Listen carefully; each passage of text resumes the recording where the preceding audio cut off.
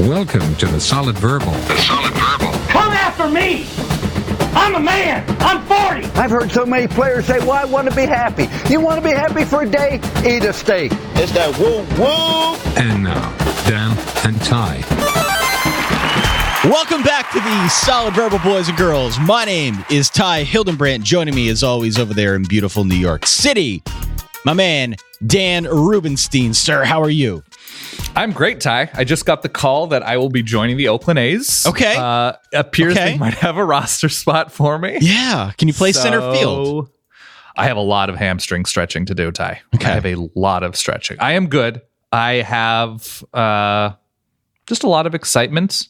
We haven't spoke. We recorded what? Right after the national championship game. 8 a.m.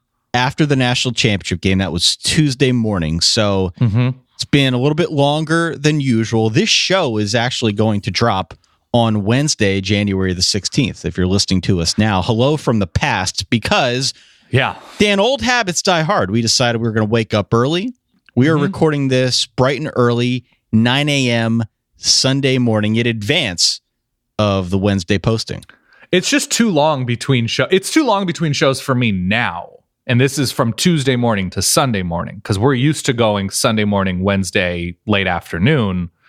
And to go from Tuesday morning, bright and early, all the way until the following Wednesday, with everything news-wise, with transfers, with guys returning, with NFL declarations, with coaching shuffling all over the place, and just general news. And the fact that we wanted to recap bad predictions and our fantasy things draft. It was too long, Ty. It was just, there's that to make up that much ground, I think is absurd. So even though we're putting this out later on, if something were to happen big between now and Wednesday, as we're operating again in the interstellar fifth dimension, right? That's right, of course, sure. Behind the bookcase. If Nick Saban retires, if Urban Meyer decides he wants the Toledo job, whatever it is, we have the flexibility to, hit record on Thursday or Friday or whatever, but this is how we're operating as of now. And as of now, Dan, everyone is undefeated. I love that joke. It's not even so much a joke as it is a cold, hard fact. We are squarely in the off season. We've got a bunch of news to get through. We are also going to review our fantasy things, as well as some of our favorite and least favorite predictions from the 2018 season. So we've got a fair amount to cover here, even though there isn't any football taking place. But on that note, Dan, are you enjoying the first week of the college football postseason? It's been an active one. Yeah. I am enjoying it. We have coaches moving all around. We've got that second or maybe third wave of coaching hires, because of, you have the midseason, you have your general December carousel, and then there's the NFL possibilities and shufflings and late firings because things didn't quite work out. And there's been an active few days behind us. So I am enjoying it very much. So I have to give you full disclosure here. Please. I was out late last night, later than usual. Oh, look at you, a youth. I was at a game night until 3 a.m. Was it that late? 3 a.m. Wow. This is what people in their 30s do when they're married. I was at a game night until very late. There's at least 10% of people that heard you were at a game night until 3 a.m. and said to themselves, I'll bet Ty and Kate are swingers. I'll bet that's his euphemism. That's his cover. Continue. Yada, yada, yada. Today I've got my husky Jennifer Lawrence voice on. Let's just leave it at that.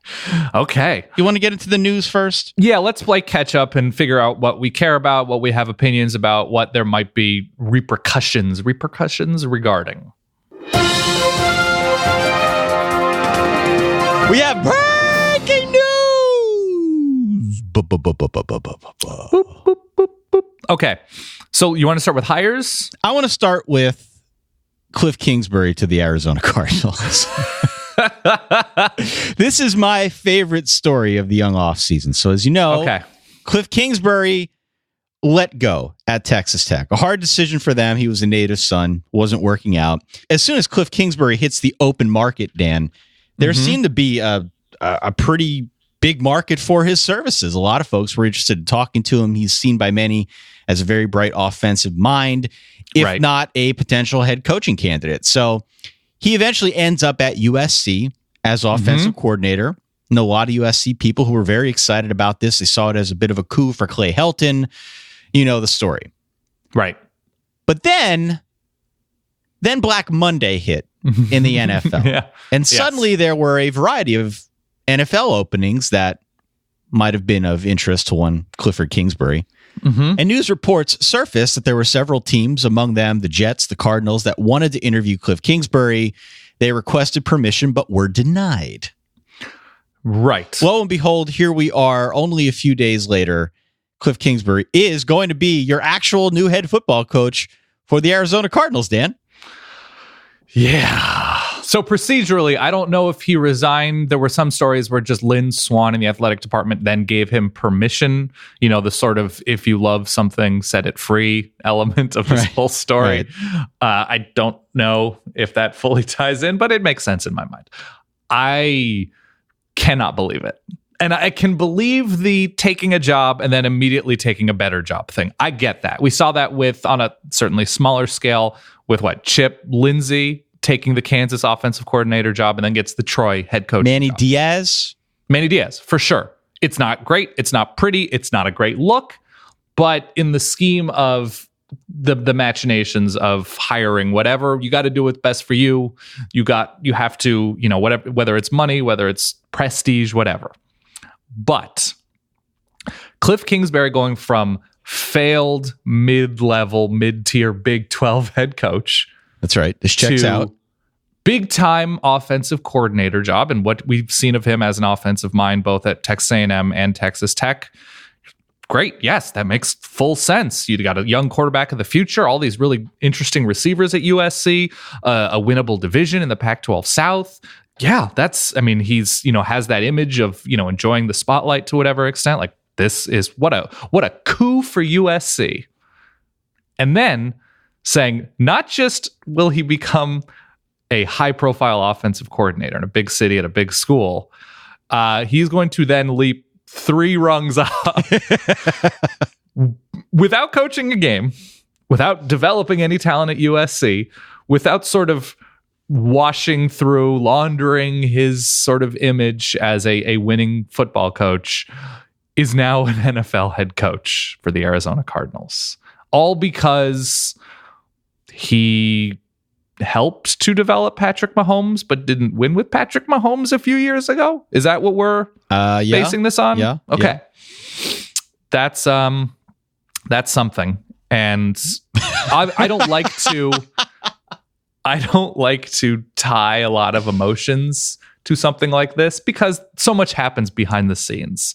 And it's tough to, but I do feel bad for USC fans who, if they were all so angry about the Clay Helton era and the way it had come to pass this past year, especially later on in the season. And they're like, okay, here is like that bright mind coming in to help revitalize things in LA. It was memorable.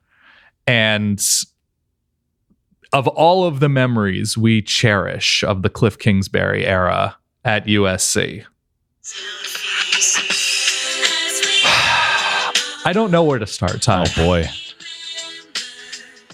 Whether it was like the 2 receivers that committed to USC because they thought they'd be coached by Kliff Kingsbury, or JT Daniels really getting a new outlook on offense. Yeah. The fan base thinking, man, what are we going to do with this crazy air raid, huh? Yeah. So Kliff's gone. Kliff is gone. He is the new head football coach at Arizona. To that point, there was another college coach who was in the mix, reportedly in the mix for a coaching duty with the New York Jets. Matt Rule. Yes. You know him as the Baylor coach. Won his bowl game, finished 7-6 this year. Did a great job with the Baylor Bears. Yeah, 1-11 to 7-6, I believe. Yeah, he was in talks to be the Jets head football coach. Sounds like they wanted him, but he says he couldn't accept it because they wouldn't let him hire his own offensive coordinator, which is always a bit of a red flag if you're taking a new job and you want to put yourself in the best position to succeed. He said, quote, "I'm never going to be in an arranged marriage. I'm never going to subcontract jobs to the offense and defense. So I always want to hire people that believe in what I believe, Right. and that are going to do things our way, which makes sense to me. I'm not quite sure I understand what the Jets are doing. I like Matt Rule. I'm not sure if he's necessarily like the guy that you want. I'm not sure if Adam Gase is the guy that you want either, but the Jets haven't won a playoff game in about 15 years. So whatever their process is for finding and identifying and hiring new head coaching talent, their process needs a bit of revision as well. Sure. That seems sort of stupid that if you're going to take a huge risk and put yourself out there for an NFL job, you would want to do it on your terms, because certainly he has it good with his contract and his ability to hire at Baylor. And I imagine he will be coveted with by NFL teams and college teams should he continue to have success in Waco. So I think that seems pretty pragmatic on his end. All right, we got a bunch of hiring news here that we're going to have to rifle through. Neil Brown is the new coach at West Virginia. Your boy Neil Brown from Troy. I'm not sure if we talked about this in the midst of I think maybe else in going passing, on. but yeah. Neil Brown going to West Virginia seems like a good move. We've got Steve Sarkisian going back for a second tour of duty to Alabama. Tony Gibson going to NC State, I believe. Yeah, that is the reported, our pal Bruce Feldman reporting that. So he of a good amount of success given where that defense was when he fully took over at West Virginia with Dana Holgorsen, to where it sort of evolved to developing a lot of talent, especially playing the pass very well, those West Virginia defenses. So NC State, with some changes, hiring Tony Gibson feels like a pretty decent move. And to your point about Alabama and Sarkisian, bit of an exodus on the Alabama staff, which is the sort of, it has almost reached the point where that's a feature, not a bug, where Nick Saban constantly needs the turnover and the fresh mindset. And he always has the analysts to that pool to hire from.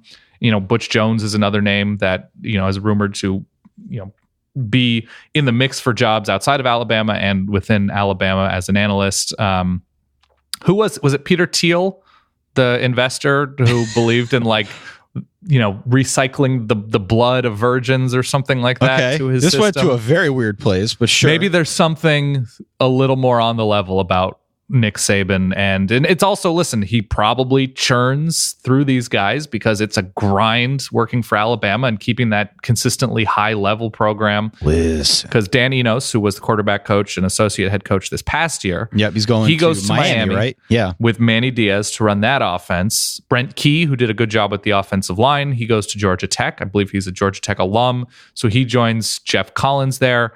Josh Gaddis, who I think was pretty well regarded both at Penn State as a receivers coach for Joe Moorhead, and then he was at Alabama as a co-offensive coordinator this past year. He moves on to Michigan, where the assumption is he will help to open up and perhaps modernize the Michigan offense. So more changes there, and I think he was pretty well regarded. You saw how the Alabama receivers performed this year, so I imagine there was some part of that being his tutelage. So Alabama, especially on offense, looks to be new in terms of the coaching staff. Defensively, I think some of that's still in place. I believe Tosh Lupoy may have had some of his play calling responsibilities adjusted later on in the season, so we'll see what happens with that defense. But Alabama, with Steve Sarkisian and reportedly Chip Long, perhaps also going in a new direction. Temple's new head coach is going to be Rod Carey from Northern Illinois. So you'll remember Temple hired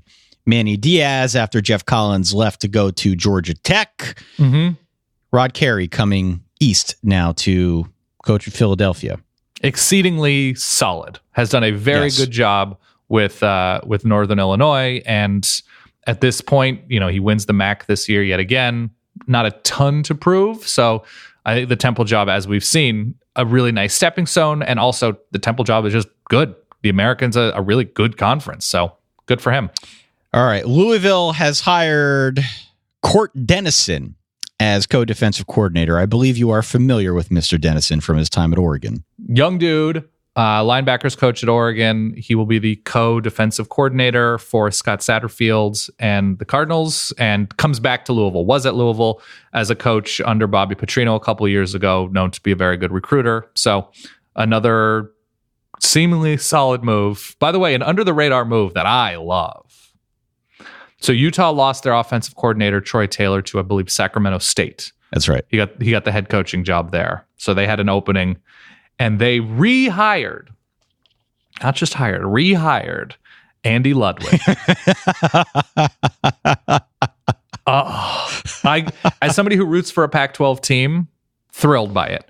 As somebody who wishes the Pac-12 would be more exciting and win more games, bummed out by it. There aren't a lot of folks out there who pay close attention to college football that look at Utah's offense and say, if we're looking to reinvigorate things, let's bring in Andy Ludwig. If you look at your offense and you say, we're just generating too many big plays and we're just too unpredictable, what can we do to really just rein it in a little bit? Yeah, yardage is so showy.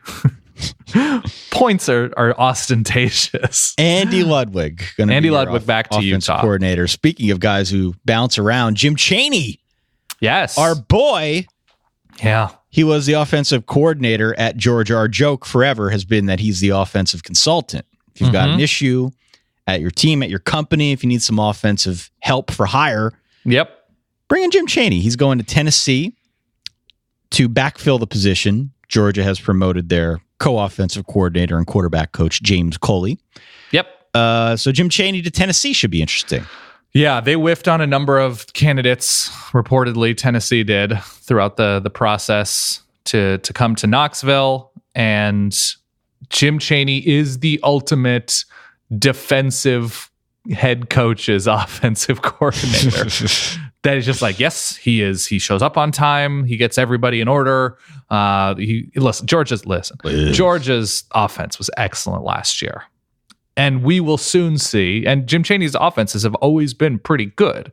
We will soon see whether that Georgia offense from 2018 was a product of an extremely high talent level or just a very, very competent coordinator, because the talent level on offense at Tennessee is not quite where Georgia's is. But in terms of consistency, in terms of dependability, Tennessee will have a B-plus offense, it looks like. And finally, on the coaching front, we have Dana Holgorsen looking for a new defensive coordinator, reportedly targeting Tim DeRuyter from Cal. Yeah. Cal, really, really savvy. I like that. Yeah, Cal had a really good defense this year. So we shall see what the future has in store for the Houston defense. All right. Yeah, he was at, I think, A&M about 7 or 8 years ago. Sure. So does have experience in that area. So since we do have a lot of other stuff to get through, we need to rifle through transfers, declarations, and I don't know if we have a name for guys who just announced they're coming back, but them as well. The biggest news was on the transfer front, particularly the transfer portal. I need to workshop. It's just a spreadsheet. It's just a spreadsheet. I need to workshop that sound a little bit. But that's okay. Justin Fields, who's transferring away from Georgia, he's going to Ohio State, which has had a bit of a domino effect, given that Tate Martell, who was the highly regarded backup to Dwayne Haskins, he has now announced that he's going to be going elsewhere. So Tate Martell's services are... Yeah, and ahead of the Rose Bowl, by the way, Tate Martell was like, no, of course I'm not leaving. All right. And I am not going to besmirch somebody for confidently declaring that they're returning and then moving on, because behind the scenes, who knows what's happening. But yes, Tate Martell, highly regarded from the West Coast. I think he went to high school in Nevada. He goes to Ohio State, doesn't appear like he would be in a good position to win the job with Justin Fields entering the fray. Right. So he will be moving on. I have not seen an association with any specific schools or visitations yet. Jalen Hurts has at least 3 schools that are reportedly interested in his services: Maryland, Miami, and Oklahoma. That will be one to watch for sure. Connections to the first 2 with Mike Loxley and Dan Enos. Yeah, Oklahoma is mentioned here. That's of note because Austin Kendall is in the transfer portal now as well. He was the backup to Kyler Murray, so it'll be curious to see which direction Lincoln Riley goes. I almost said Lincoln Kennedy. That's fine. Always curious about that too. It'll be interesting to see. It was a late night, Dan. Yeah, listen. Swinger City. It will be interesting to see which direction Oklahoma goes for its quarterback next year. All right, who else we got? Ty Story in there, Casey Thompson in there. Juwan Johnson, Cameron. speaking of Penn State, he's in the transfer portal as well. Had a kind of rough year, right? With drops. That would be putting it mildly, Dan. Yes. Yeah, that was, and he's somebody who came in. He played as a freshman and caught that game-winning touchdown against Iowa. Yeah, the future was very bright for Juwan Johnson, but physically just exactly what you want out of a deep threat. Just big jumper, everything, but really did struggle with bringing the ball into his palms this year. All right. Here are your declarations very quickly. For Alabama, we had Quinnen Williams, Jonah Williams, Irv Smith, Savion Smith, Josh Jacobs. For Clemson, Cleveland Farrell. For Iowa State, Hakeem Butler. For Ohio State, Dwayne Haskins. We also had David Montgomery from Iowa State. Excuse me. We had all of these names make sense to me. Yeah, J.J. Arcega-Whiteside. Who was, I think, a senior, like a fourth-year senior who could have come back. It's like a Notre Dame situation where you are technically not a redshirt kind of thing. Yeah. We have Cody Ford from Oklahoma, their offensive lineman. And maybe Kyler Murray. So it's funny because Kyler Murray. We record, it's 9:40 a.m. on Sunday the 13th. By the time people listen to this, we will know, it'll be known because the deadline, I think, is tomorrow as we record this. So we're in the fifth dimension, and you'll know by the time you listen to this. But as of now, we personally do not know exactly what Kyler Murray's future holds. But there was a report that the A's are moving forward with the understanding that he is going to be playing football. All right. Well, we'll talk about that more momentarily, I promise. And returning to school, Troy Dye, Christian Fulton, Malik Harrison, Zach Moss, Derek Brown, Marlon Davidson. Auburn, a big winner, other than Stidham and I think Darius Slayton leaving. Their defense and, mostly their defense. Real big news with who's returning there. Javaris Davis, Jeremiah Dinson, Daniel Thomas. Yep. Okay. KJ Hill from Ohio State coming back. Brandon Jones from Texas. Huge. Who else do we got here? Any other Big names? O, the tight end from Mizzou, coming back. Yeah. Amazing. Okay. He and I think Jay Sternberger were probably the clear best, and Irv Smith, tight ends in the SEC. Jay Sternberger declares a few weeks ago, Big O is coming back. Give me like 20 seconds about former Oregon players suing Willie Taggart. Yeah, so it's Doug Brenner, former offensive lineman, and Sam Potasi, who is a current, at least as of, when we're recording, offensive lineman, who were two of the three guys who were hospitalized with those workouts under Willie Taggart and his strength coach, Irele Odorinde. I don't know. That was good. So those two players have decided to sue Willie Taggart, the strength coach in the University of Oregon, for obvious mistreatment. And there were some quotes that, Willie Taggart told the team, we're going to find the snakes in the grass and cut off their heads, which is not a great indicator of how things were run early on by Willie Taggart and his staff at Oregon. So they're suing them for millions of dollars. $11.5 million to be exact. It was 11.5, and I think Potasi is like a meager $5 million. So we hope everything is dealt with, and the people that should be held responsible are held responsible. The strength coach, I remember, was suspended for about a month, and he is now the current strength coach at Florida State under Willie Taggart. So a pretty ugly situation reaching its the conclusion that seemed like it was an inevitability.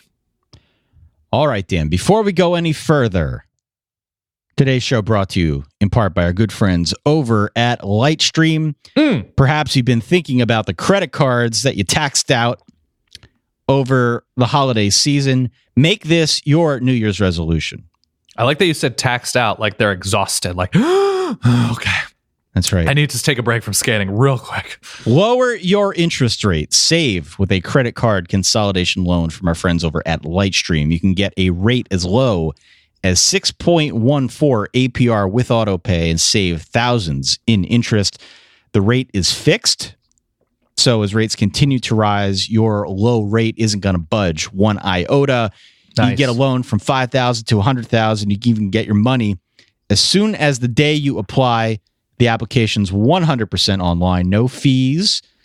Our listeners can save even more now with an additional rate discount, Dan. But the only way you can get it is if you go to Lightstream, lightstream.com/solid. Solid. Lightstream.com/solid. Of course, everything's subject to credit approval. The rate includes a 0.5% auto pay discount. There are terms and conditions that apply. Offers, of course, subject to change without notice. Visit lightstream.com/solid for more information. I recommend that. We are also brought to you today by our good friends over at Robinhood. Robinhood's an investing app. It lets you buy and sell stocks, ETFs, options, cryptos, all commission-free. So even if you're a newcomer to the stock market, you can invest for the first time with true confidence. Other brokerages, Dan, they charge up to, $10 per trade. Robinhood, they don't charge commission, which means you can trade stocks and keep all of your profits. They've also got a clear design. It's easy to use and understand. They've got charts, market data, the whole 9 yards there, easy to access. They put you in a place where you can trade on your smartphone, Dan. It takes just 4 taps to do what you got to do. They are giving our listeners a free stock. Yeah, like Apple or Ford or Sprint. They're going to give you a freebie to help you start building your portfolio, Dan. You can sign up today at solid.robinhood.com. That is solid.robinhood.com if you are interested in our good friends over at Robinhood. Nice. Daniel, back in August, you and I hopped aboard the bird. We soared our way to the great Midwest, to the Windy City, as it were. Yeah. And we did a live show, our live Fantasy Things draft. It was smashing good fun at the Vidum Theater. Had a exuberant crowd. We each picked 7 selections for something that we called our Fantasy Things draft. And what we did is, instead of drafting players, we draft storylines. We draft narratives that we think are going to be discussed, talked about, newsworthy throughout the course of the season. I have our rosters in front of us.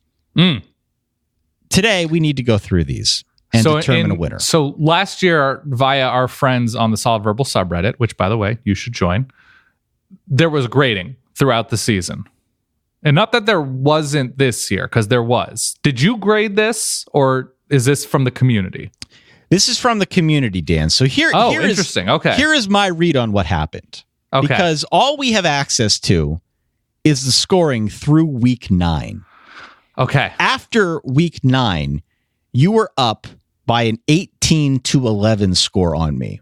So week 9 would have been late October? That's right. Approaching Halloween. That's right.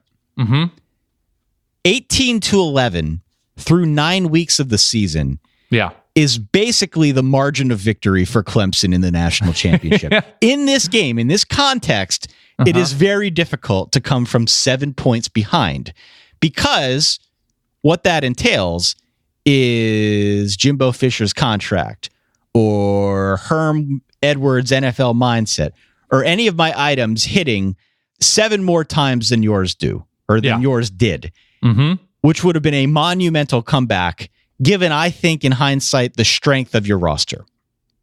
Yes. My best guess here as to what transpired is that people were keeping track of this. They saw that it was a blowout. They saw that this was a crock-potting, and they lost some interest. Yeah. Well, here's the thing. We don't necessarily do this to win. We sort of do this to celebrate. Speak for yourself, brother. I understand. And so, like, a couple of your draft picks that have been graded out as 0 out of 5. This is between 0 and 5. 0 being just never happens. 5 being this is the commonplace thing. So this is the number of weeks that where it's occurred. Each of these items actually occurred or was brought up in. Yeah. So 2 of your draft picks, I think, are the best things ever. They got a big laugh in the Vidum Theater. And I cannot fault you for taking these things, because they're wonderful things. I can't argue it. I really wish, though, in looking at this, that we had consistent studio hosts unable to control their touchscreen. And that kills me that we didn't get more of that. So here's what I'm going to do. I'm going to walk through each of our items. I am willing to concede defeat to you. I think that yours, just in terms of how many points you got, yours were stronger. But let's just do a bit of a retrospective here. Yeah. And look back at each of these items. So thank you. Sorry. Yeah. My first overall pick was Jimbo Fisher's contract. Yeah. Did that include Jimbo Fisher Texas things, or that was just an aside we had? I think that was just an aside that we had, but okay. Jimbo Fisher's contract was clearly a talking point early. My suspicion is that it will continue to be a talking point for every year that Jimbo Fisher is at Texas A&M, although we might hear less about it now, given the fact that he had a good finish to his season in destroying NC State in the bowl game, and also is building towards something now. Like, you can feel the momentum with that A&M program. There will probably be less criticism in 2019 of the contract compared to what we might have heard in 2018. Oh, he says, forgetting which fan base we're talking about.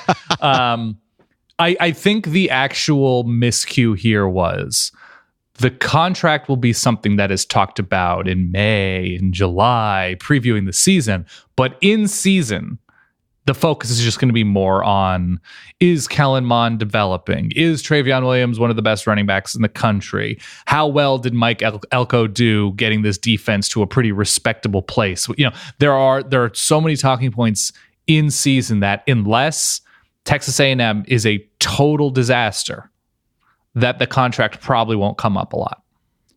It would have been funnier. Or if there's NFL interest. NFL interest, right? It would have been funnier in hindsight if instead of the contract, we homed in on the Texas things, like him riding a bull. But even that felt like it was over by the time the season started. Yeah. Okay. Jimbo Fisher's contract was the number one overall pick. Felt very strong at the time. Seems like it dwindled off pretty quickly, but nonetheless, a celebration of a monster contract in college football. Your first selection, so our second pick, was personally my favorite. And the scores, at least the scores through week 9, seem to indicate that as well.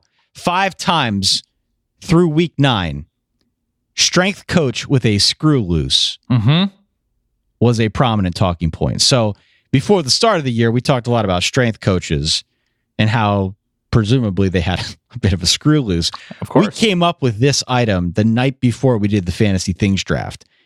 And I was giggling uncontrollably at the mere thought of just saying strength coach with the screw loose. We saw this countless times this year. I think more recently with the Northwestern strength coach who wore the extra medium shirt.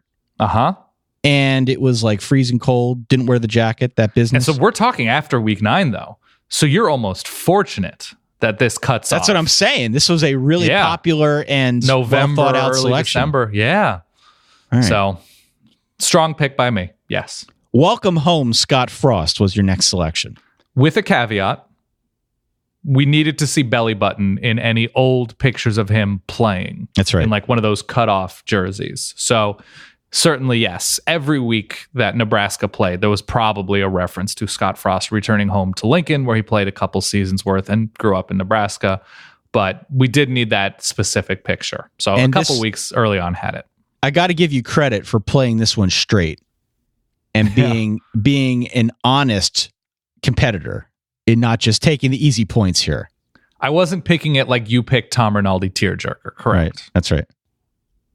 Okay. Yeah, this was not super fruitful, but I'm happy we got to talk about man navel. That's right. As part of this. Next 2 picks for me were Kyler Murray playing baseball and the backups are better than another team's starters. Kyler Murray playing baseball was a talking point early and then very quickly diminished because... Yeah, his own play.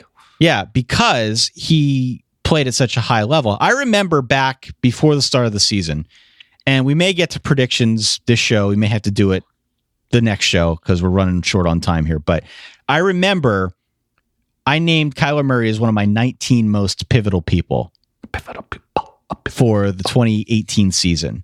And at one point, I said that Kyler Murray was the most intriguing player, the most exciting player in all of college football. And you gave me a hard time about that. I did. In retrospect, that seems to be one of the only predictions I got correct. This is true.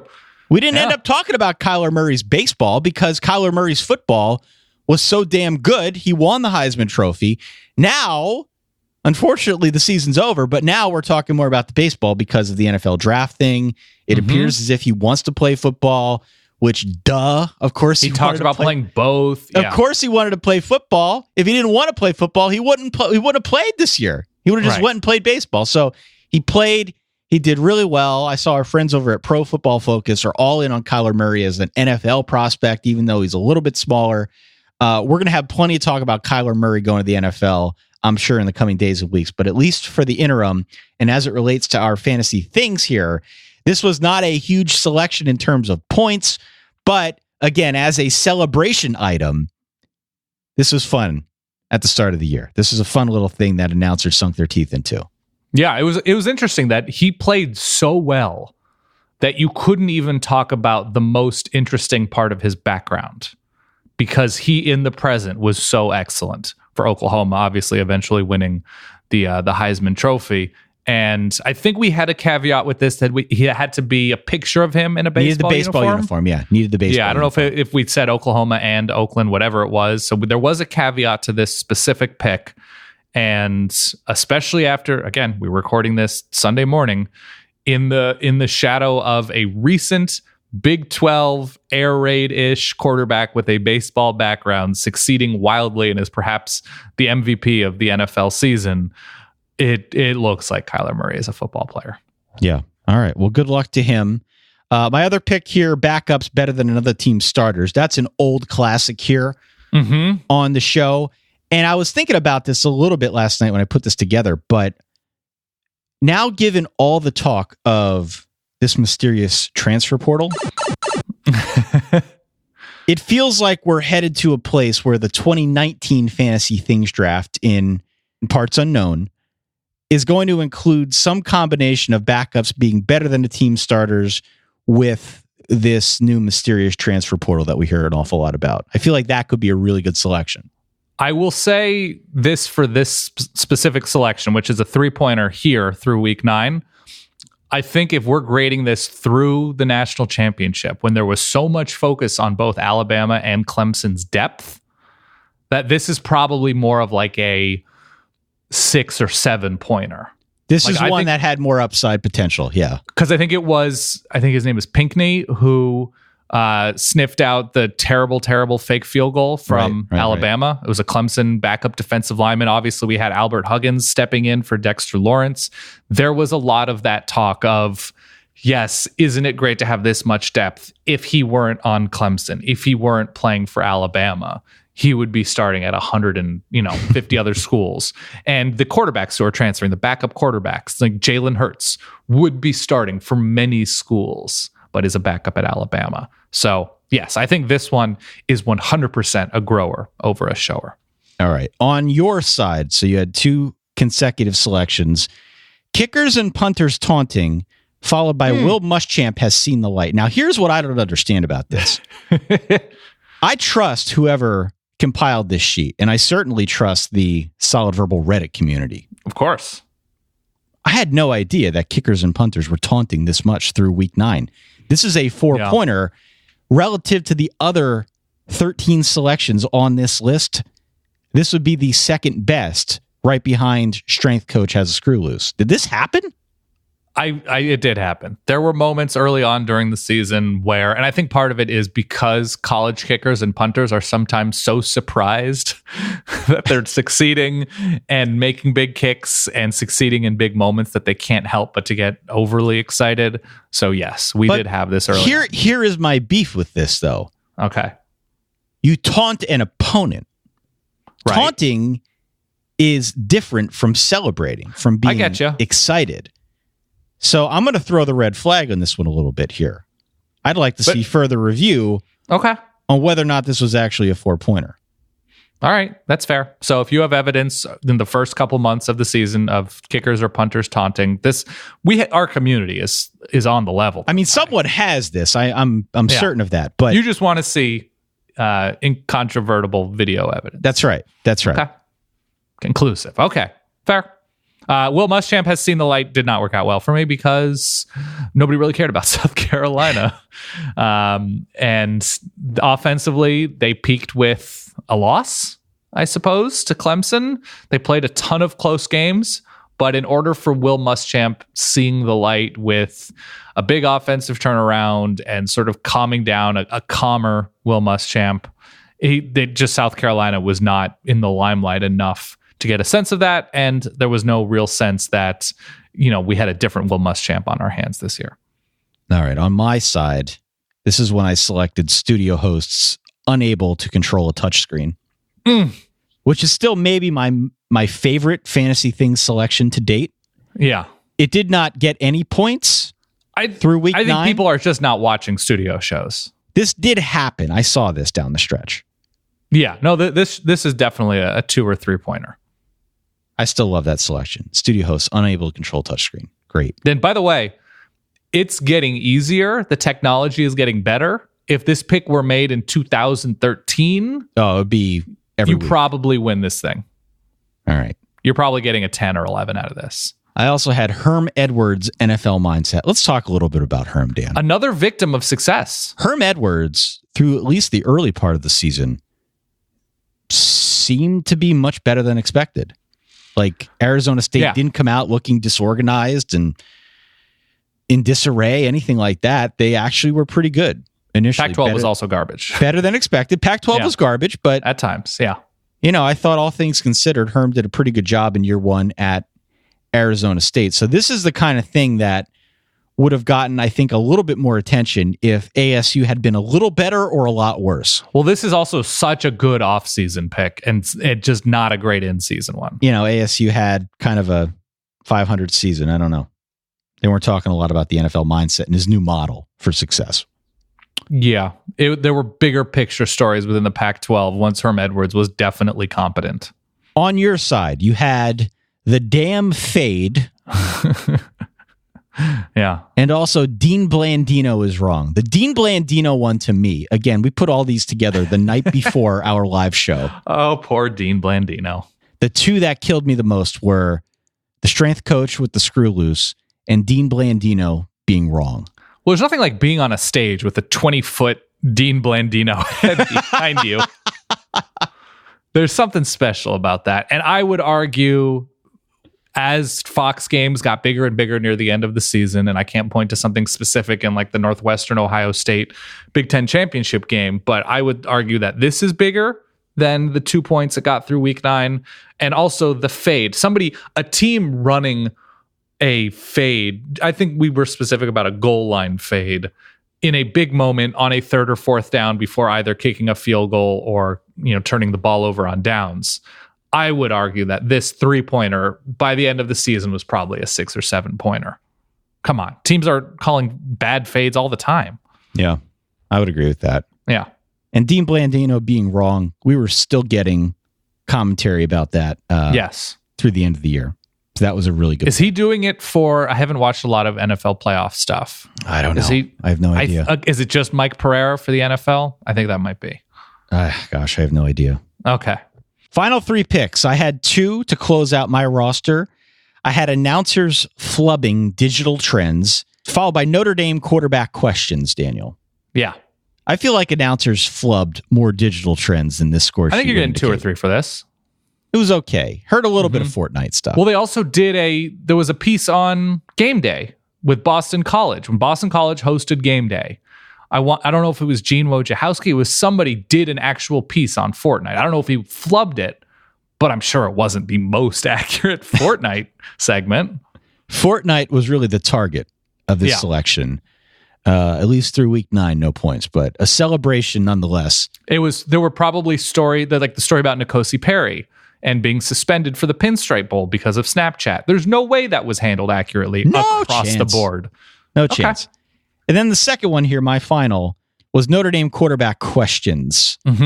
Only 2 points through week 9. I feel betrayed by Brian Kelly on this one.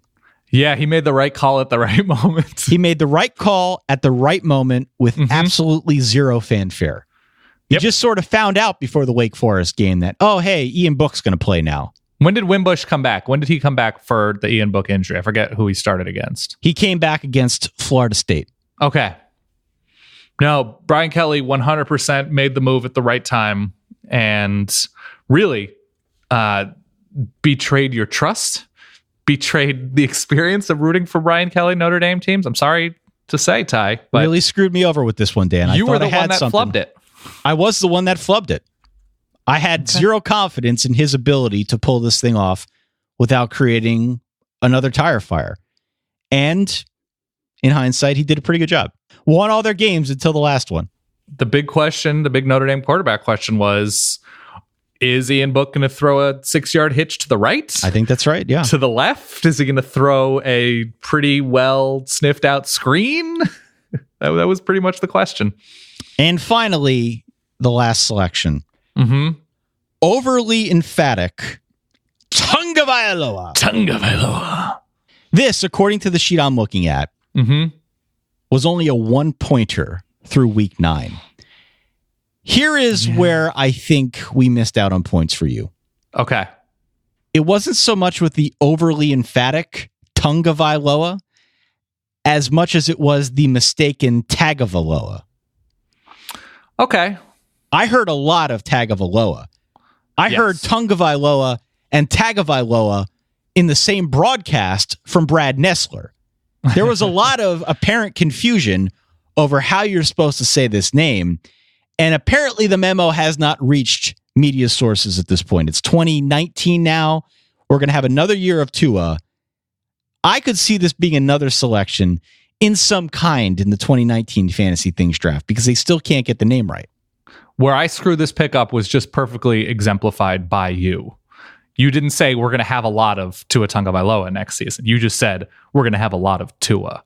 And that's essentially what happened, is he was so good that broadcasters had to say his name a ton, and he just became Tua. Tua, like Pele, right? A one-word name. Yes, he just became Tua. So in terms of the potential reps of announcers, broadcasters, studio hosts, whatever, saying his full name, just became Tua.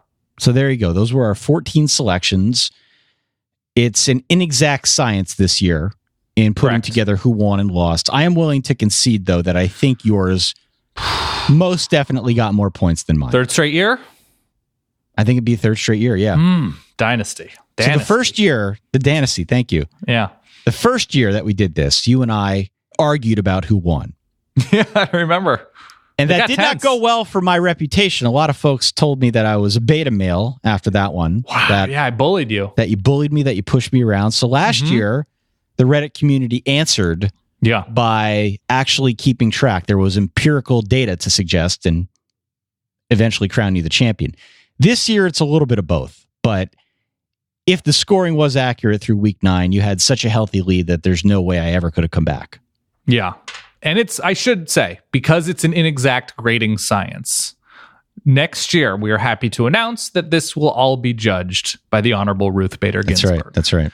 So any issues that you have with this final grading next year, take up with the Honorable RBG. That's right. RBG, excuse me. All right. Well, a fun year as always.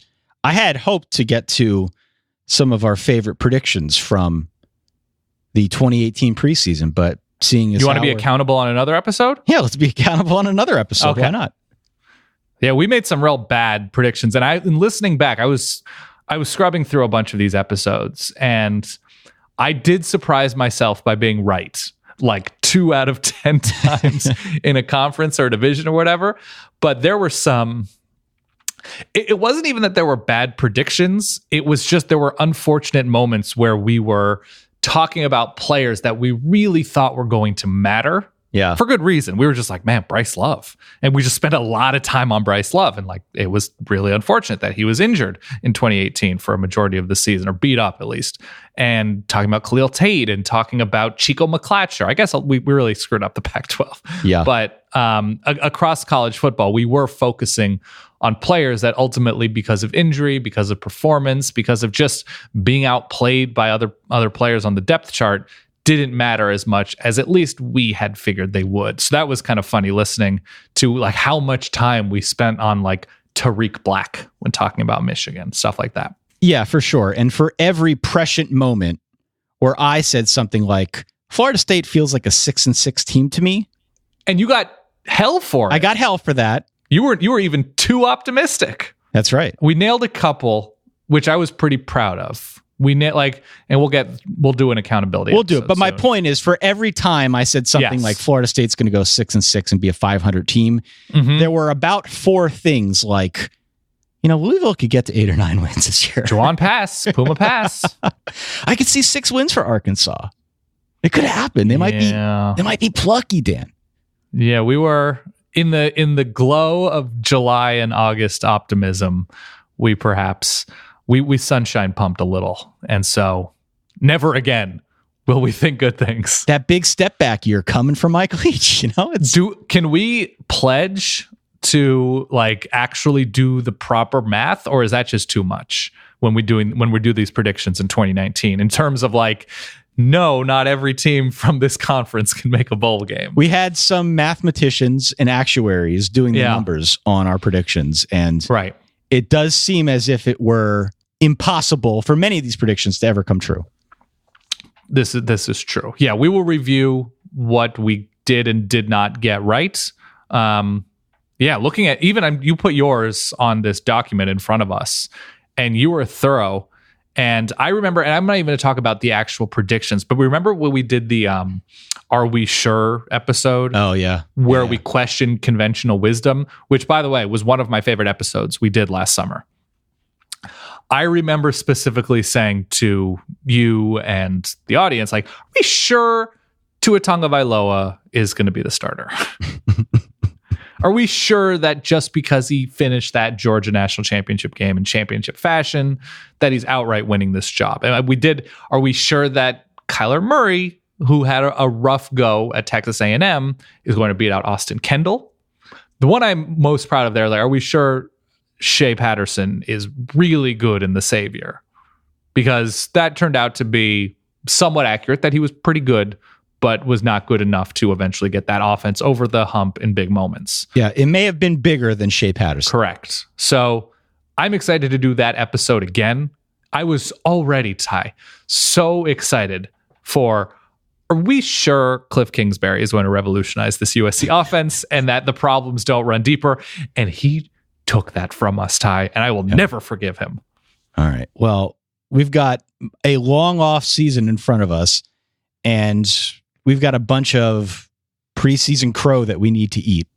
So we'll do that show at some point in the next couple weeks. Stay tuned here. solidverbal.com is where you can find all the stuff relevant to the show. We also have a Twitter. We have a Facebook. We post on Instagram. Sign up for the newsletter if you're interested in what's going on with us this off season. January, a bit of a slower month for us as we kind of settle back into the normal rhymes and rhythms of the off season. I want to do some debriefing. Like, I want to talk to people like, wait, what happened with NC State? What happened with Texas A&M? What I want to do, I don't know if it's conference wise or Homer episodes, but we spend so much time looking at big picture and top level and bowl games and whatever, that I think it's important to look at like, hey, what, we don't always have the time to, pick apart and do autopsies of seasons. And I think for us to understand better, I think for everybody listening to understand better, we should do some autopsies. All right, we can do that. Some postmortems, sure. Yeah. All right. Well, it's a long off season. Do sign up for that newsletter for updates. Dan and I are always cooking stuff up in the kitchen here. We're excited about 2019. The fantasy things will again be happening in a city near you, but you're going to have to stay tuned to find out more information on that. We promise to plan that out a little bit more in advance this year. That's our pledge to you as your two studio We did a hosts. pretty good job. We did it. We did a good job. We knew it was. We knew the city. We knew the city. Yeah. All right. Well, thank you as always to everyone out there for tuning in. We'll be back next Wednesday talking more college football. But Daniel, Yes. in the meantime, enjoy your week. Enjoy your weekend. Enjoy some extra breathing room here as we now switch over to our once a week schedule. And I guess I'll talk to you when I talk to you. Yeah, I think that sounds right. This is gonna be an exciting January, Ty. I've got that feeling. For that guy over there, Dan, I'm Ty. Talk to you when we talk to you. Stay solid. Peace.